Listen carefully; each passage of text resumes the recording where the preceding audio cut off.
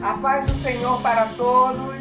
Continuando aqui nas nossas lições bíblicas, terceiro trimestre de 2020. Hoje na lição de número 10, nós vamos ver, o título da lição é Provai se os Espíritos são de Deus. É uma continuação, logicamente, do que nós estudamos em um vídeo anterior.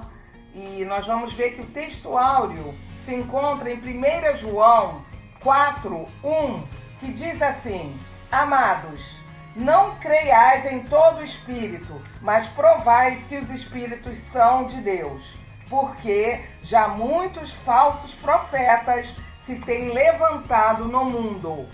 A leitura bíblica se encontra no livro de Neemias, capítulo 6, versículos de 10 a 14, e também livro de 1 Tessalonicenses, capítulo 5, versículos 20 a 21, e 1 Coríntios, 1 aos Coríntios, capítulo 14, versículo 29.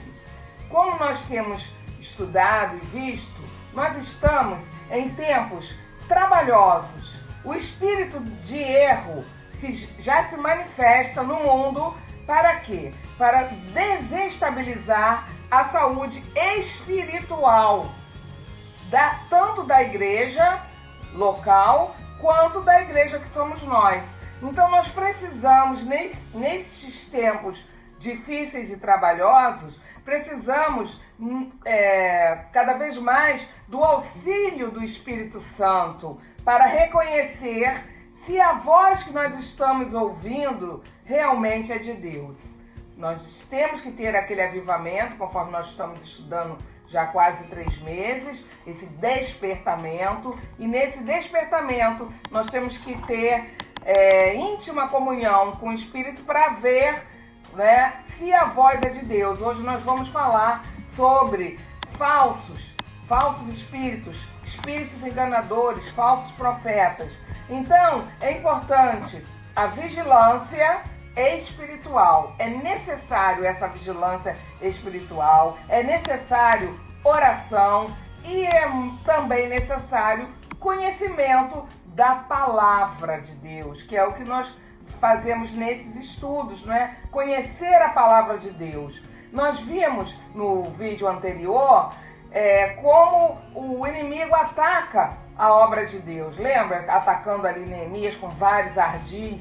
Eles agiram de várias formas, não conseguiram. Então, observaram que o povo de Deus, ali naquela época, dava muito valor à palavra dos profetas.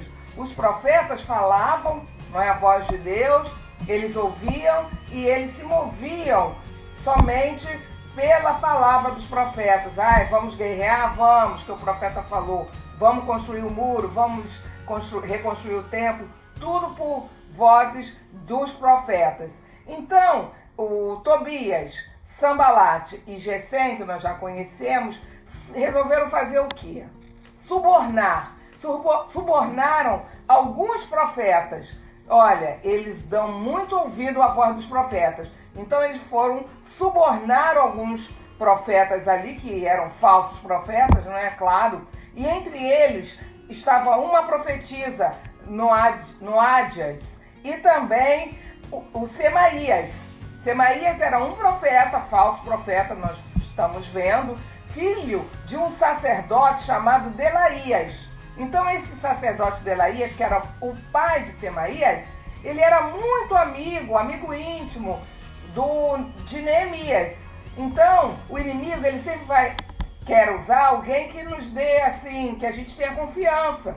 Na certa Neemias falou: nossa, o filho do meu amigo, esse profeta aí, Semaías, está falando isso, para dar uma aparência de legalidade, uma aparência de santidade. Não era. Então, eles subornaram vários outros profetas. A Bíblia relata, ali no livro de Neemias, o Delaías e esta profetisa Noádias. Bom, eles estão nominados aqui, mas haviam outros falsos profetas ali. Então eles chegaram para Neemias e falaram: olha, fuja para dentro do templo, porque você está em perigo de morte. Neemias, ele tinha temor do Senhor e discernimento. Por quê? Porque ele orava, ele vigiava e ele conhecia a palavra de Deus. E ele sabia que se ele entrasse naquele templo, ele poderia morrer. Por quê? Ele não era sacerdote, só os sacerdotes entravam no templo, e nem era levita, que os levitas também entravam no templo para fazer alguns serviços, alguns trabalhos ali religiosos. Então Neemias logo se ligou.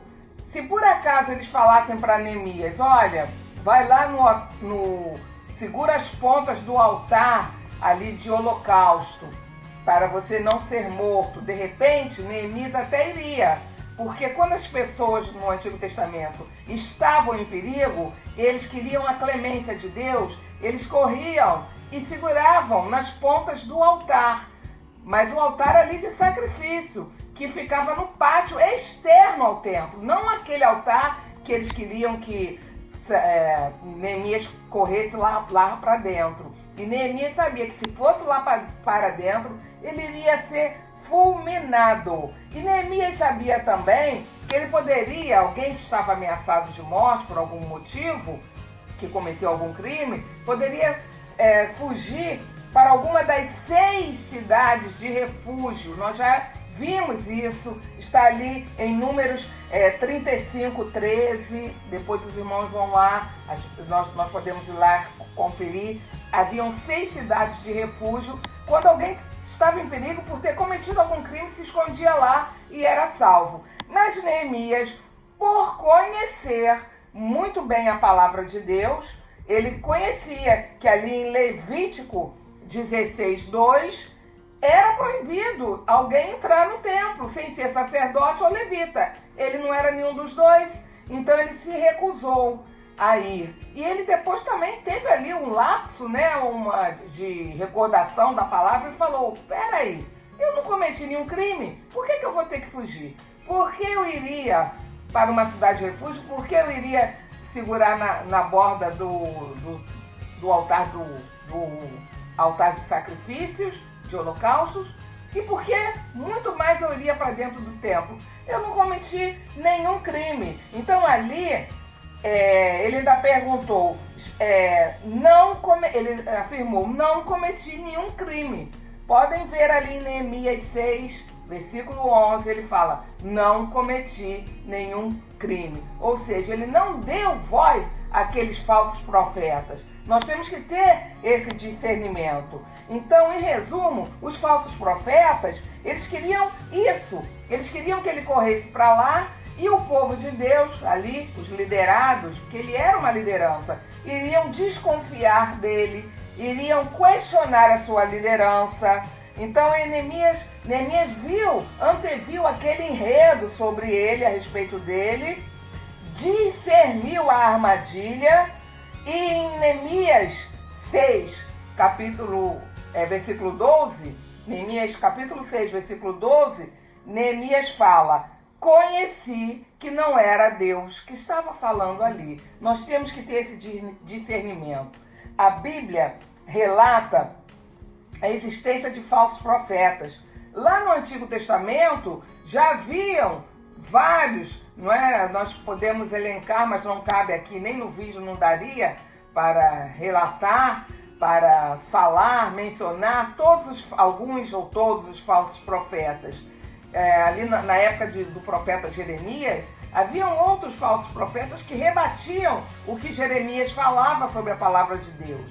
No Novo Testamento continuou isso. Jesus adverte sobre os falsos profetas. Ali em Apocalipse 2, do 20 ao 23, fala-se da igreja ali de Tiatira, fala de uma certa Jezabel, que não é aquela Jezabel lá de Reis, que era uma rainha falsa também, mas aqui era uma outra Jezabel, correspondente àquela, é uma correspondência, a Bíblia toda não é, com correspondências. E essa Jezabel aqui de Apocalipse, ela ensinava e enganava a igreja ali de Tiatira. E hoje, então, nos últimos tempos, muito mais. Há vários falsos profetas que falam mentira, enganam e, inclusive, fazem sinais e maravilhas. E as pessoas vão ali, não é, se enganando. Temos que ter o discernimento. Estamos estudando para ter esse despertamento. No despertamento espiritual, no avivamento espiritual, que é o tema dos nossos vídeos desse terceiro trimestre, nós vemos que o despertamento, ele renova. Com o despertamento há um renovo dos dons. Quanto mais dons, não é, tivermos ou incentivarmos, querermos ter, é melhor. Dons, variedade de língua, dons de interpretação, é necessário para a igreja, principalmente o dom de discernimento. Nós temos o direito e o dever, além de ser direito, é dever. Nós temos o dever de examinar para ver se a profecia está de acordo com as Escrituras. O apóstolo Paulo ensina assim, ali ele ensinou a igreja de Coríntios e a outras igrejas, aos coríntios e a outras igrejas. Os profetas são sujeitos a falhas, Paulo fala, não é? Hoje em dia temos vários profetas, mas são homens, mulheres, então são sujeitos a falhas. Às vezes o profeta também não está dando um fruto do Espírito bom na sua vida particular, lá na família, no trabalho, em casa, mas ele quer ali profetizar. Às vezes o profeta tem um conhecimento prévio do problema que nós estamos vivendo, dos acontecimentos que estão ocorrendo. Então, mesmo sem maldade, não é por maldade, mas naquele afã, naquela vontade de resolver até o problema, ele acaba dando uma opinião pessoal que influencia a profecia. Pode ocorrer isso também. Temos que estar atento. E às vezes é o espírito maligno mesmo que atenta, que influencia ali o profeta, ali quando ele está em profecia. É difícil, né? Mas nós temos que saber discernir.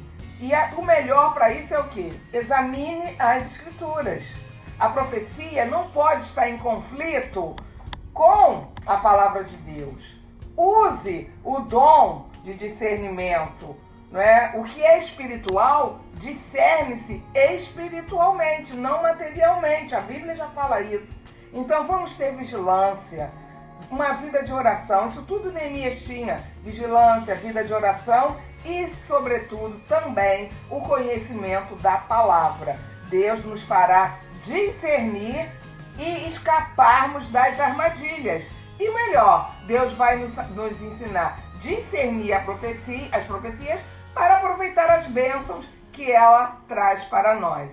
Amém? A paz do Senhor. Obrigada.